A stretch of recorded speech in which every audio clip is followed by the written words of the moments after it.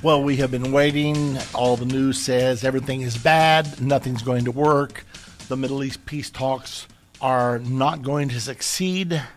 And then all of a sudden, we wake up to the news this morning. This is actually coming from Debka File today. The headline reads, Netanyahu accepts Kerry's framework in principle, seeks publication delayed to Knesset recess. So he's telling them, yes, I'm going to accept. However, please do not publicize, do not absolutely publish the framework until it's time for the Knesset to be out of session.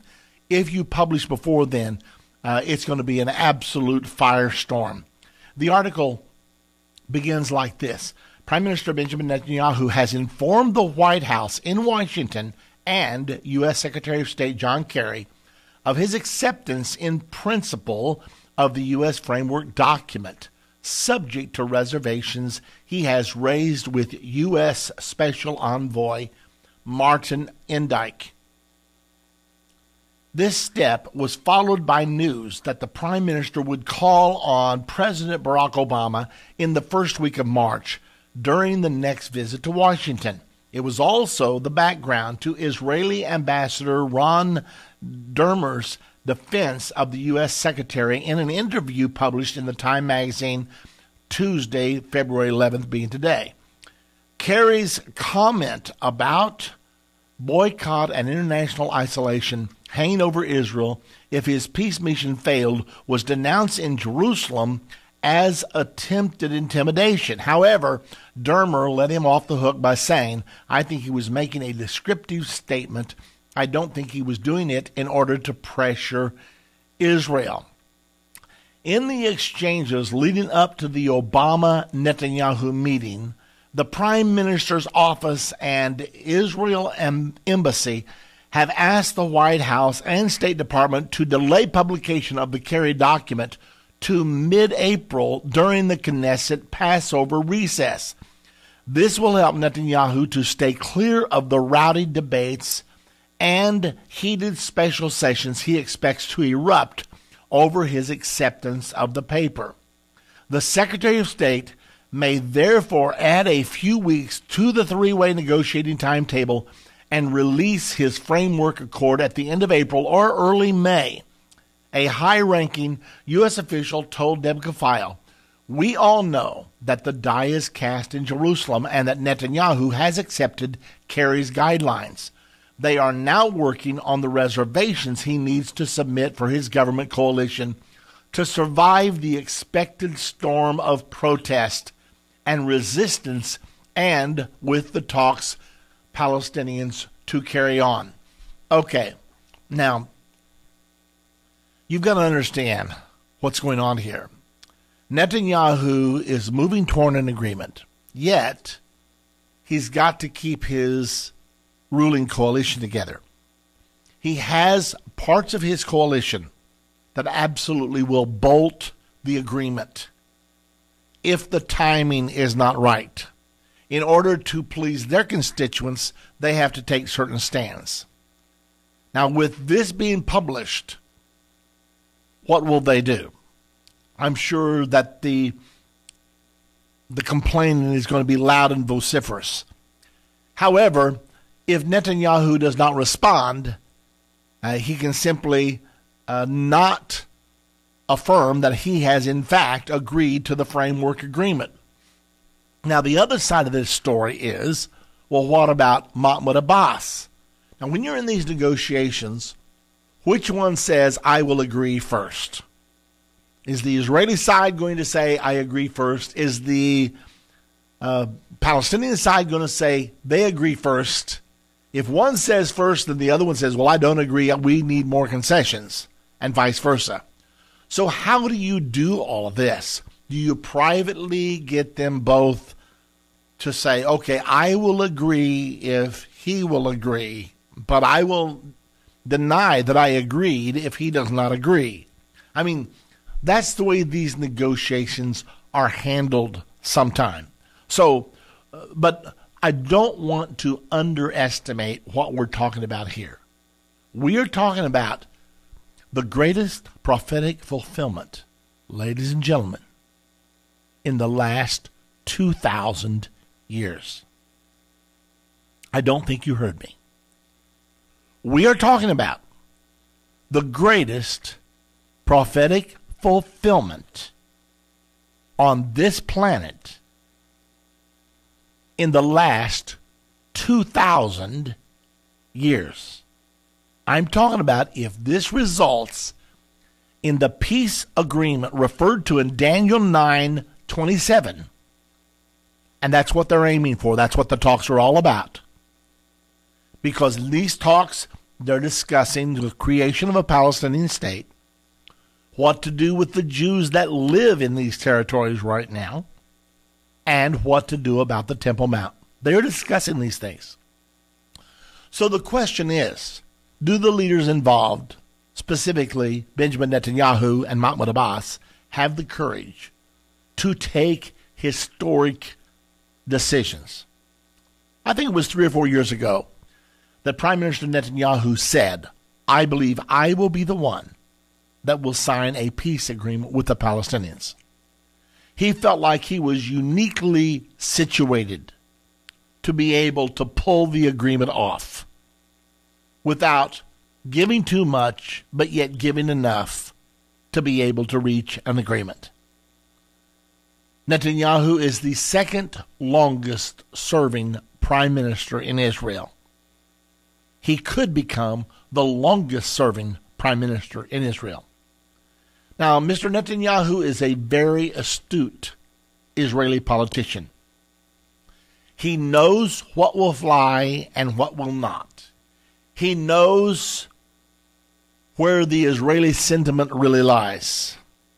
He knows how much he can give away and still get an affirmative vote. He has already said, once we get an agreement, we will not move forward until we take a vote, a referendum of the Israeli people.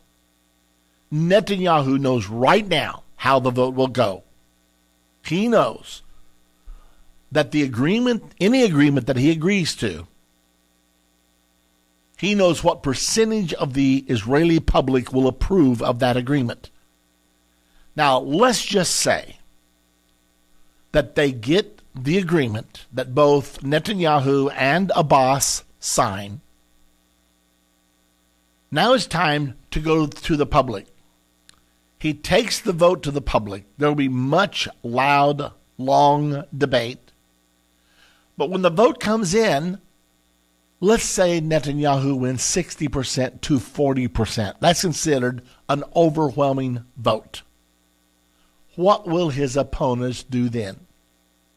They'll have no choice but to capitulate. The people have spoken. Now, it appears to me that that's where this whole thing is heading right now. Did you notice in the report that they're stating that Netanyahu is going to express certain reservations to the framework? Now, here's what the politicians do. They say, okay, I can agree with this with certain exceptions or with certain reservations. And then over time, after the agreement is struck, the reservations are just swept under the table, just not talked about. Time drones on. 2 or 3, 4 years later, nobody even remembers what the reservations were. Now, that's what happens a lot of times. Okay, now, apparently that's what Mr. Netanyahu is setting things up for again. He says, okay, I'll sign it. I will sign it with reservations. But the big news is, breaking today, the big news is Netanyahu accepts Kerry's framework in principle and seeks publication to be delayed until the recess of the Israeli Knesset. Now, the next thing we're waiting to hear is an endorsement by Mahmoud Abbas, the head of the Palestinians. I think it would be really good for us to review what both sides have to gain and what they have to lose. All of you out there know, if you've been listening long, that something shifted in the equation in the Middle East on November 29, 2012. That's when the UN Security Council, pardon me, I said that wrong. That's when the UN General Assembly voted overwhelmingly to recognize a Palestinian state within 67 borders with East Jerusalem as its capital. Now, that vote was taken on November 29, 2012. The resulting vote was 138-9.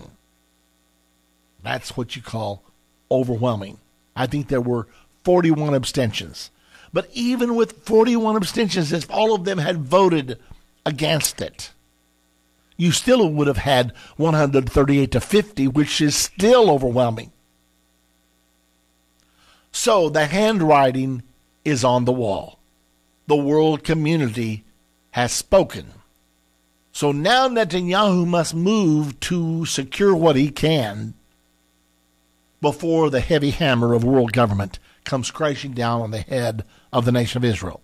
Now, Israel's strong militarily, but there's only so much pressure that a nation of 7 million people, 8 million people can withstand.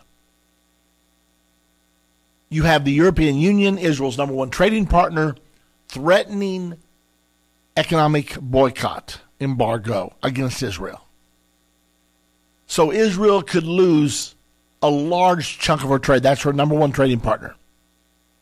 So all these pressures are coming down. The only thing that could keep Netanyahu from signing on to this framework would be his faith in God. He would just have to say, look, the Bible says this is our promised land. I believe it, and I cannot sign that. And the chips will have to fall where they may. Now, that's what he should do, but he won't. The Bible's crystal clear. There's going to be an agreement, and there's going to be a Palestinian state established in Judea, Samaria, and Jews are going to stay out there living under that Palestinian state. Okay, now, let me pause and say this to you. We've been warning for some time that the Jews that remain in Judea are going to have to run for their life 3.5 years after the agreement, or else they will be slaughtered. We want to warn every single one of them, not only them, but all the Jews of Israel.